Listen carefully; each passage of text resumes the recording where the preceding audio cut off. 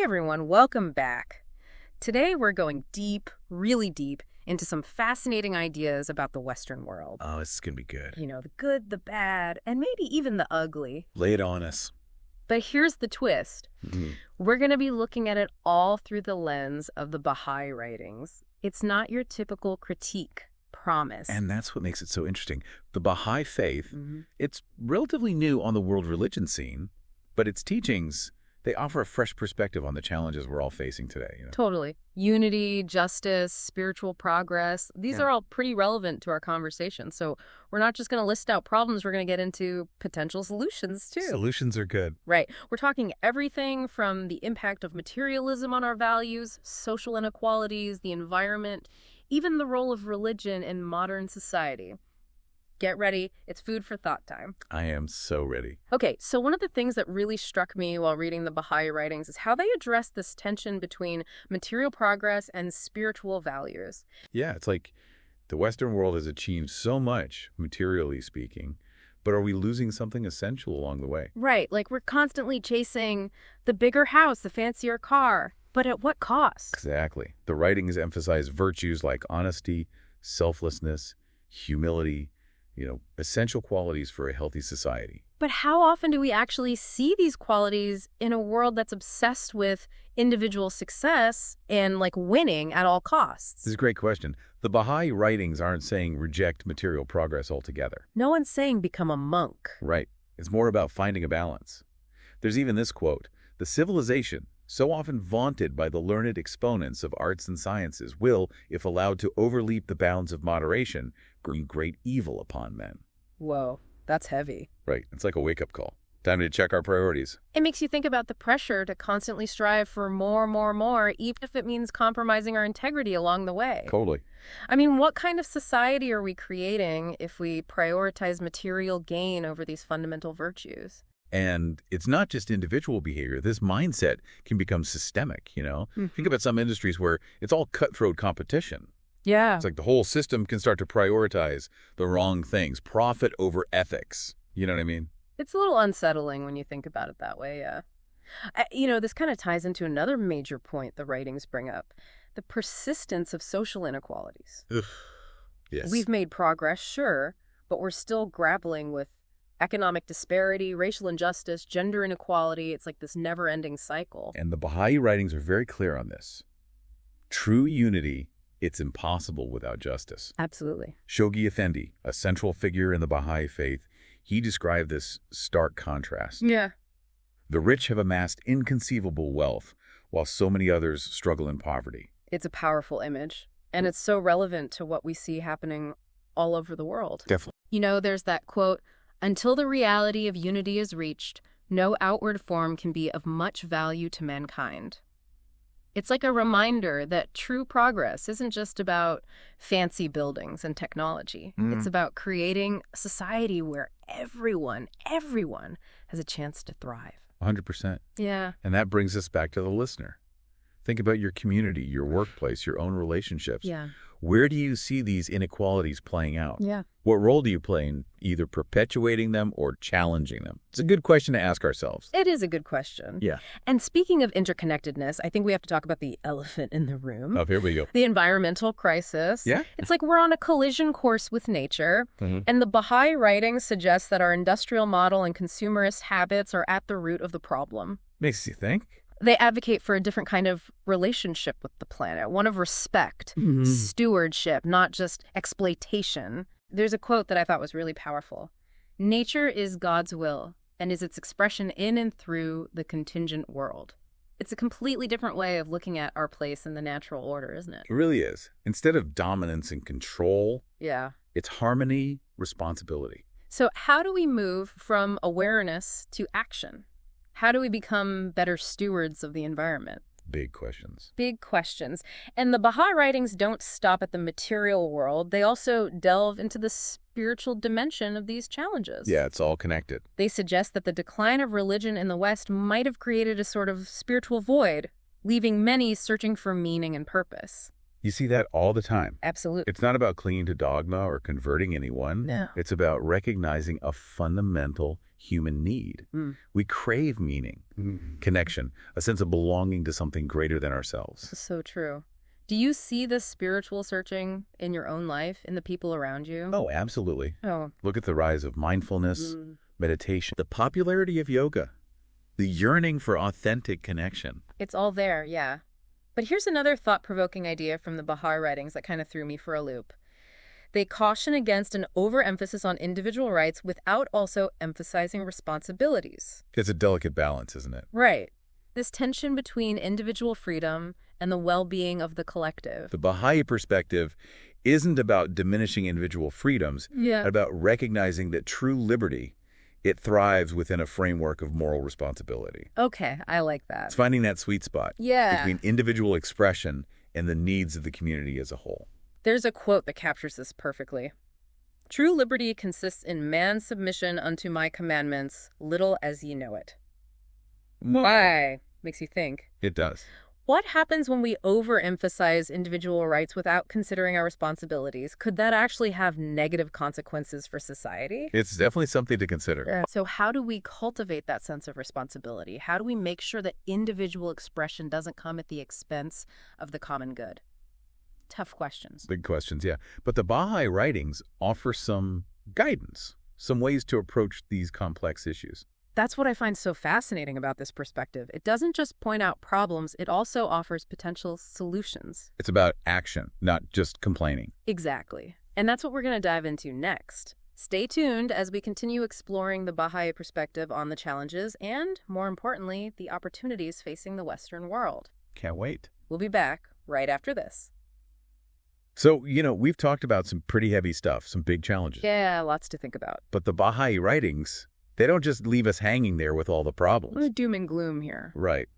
They offer a way forward, some real pathways to solutions, which is actually pretty refreshing. It is. And one of the core solutions they propose is this idea of a renewed spiritual awareness. Like hitting the reset button. Yeah. It's like, hey, these spiritual principles aren't just some abstract concepts, They can be powerful tools for actually tackling these issues. It's about recognizing that interconnectedness, right? Like our actions have a ripple effect. Mm-hmm. We're all part of this big, messy, beautiful human family, even with all our differences. And that interconnectedness, it makes the issue of justice even more important. Totally. The Baha'i writings are really clear that we can't have real progress without addressing inequality. And when they talk about justice, it's not just about tweaking things here and there. Band-aid solutions. It's a fundamental shift in how we structure our societies, ensuring fairness and equity in every aspect of life. Wow. From economic opportunities to education, healthcare, everything. That's a tall order. No. What are some of the concrete steps they suggest? How do we even begin to get there? Well, universal education is huge, but it's not just about churning out workers for the economy, Right. It's about fostering moral and spiritual development alongside intellectual growth. So it's more holistic. Exactly. Imagine a world where education empowers individuals not just to be capable, but also to be compassionate, ethical, committed to making the world a better place. That's the goal. That's amazing. It's like they're redefining what it means to be successful altogether. And this ties in with their emphasis on unity and diversity. Oh, okay. They envision a world where we celebrate our differences, cultural, racial, religious, but at the same time recognize our fundamental oneness as human beings. I love that, especially in a world that feels so divided right now. That's such a powerful vision. It is. And they even have some pretty radical ideas about governance. Oh, tell me more. They talk about a system based on consultation, where leaders prioritize collaboration, the collective good. Instead of all the partisan bickering. Exactly. Yeah. Can you imagine a world where leaders are genuinely committed to finding solutions that work for everyone, not just their own little group? It does sound a bit utopian. Maybe, but it's definitely a compelling vision. It is. And the Baha'i writings also address the economy, envisioning a system that's more focused on service and sustainability, not just maximizing profits. Okay, so how would that work in practice?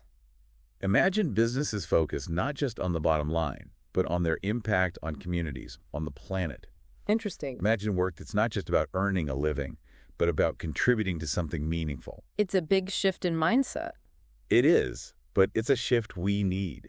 And then there's their emphasis on interfaith harmony, right? The belief that all religions share common spiritual truths. Yes, dialogue and collaboration are key to building a more peaceful world. Which is something we desperately need right now. Definitely.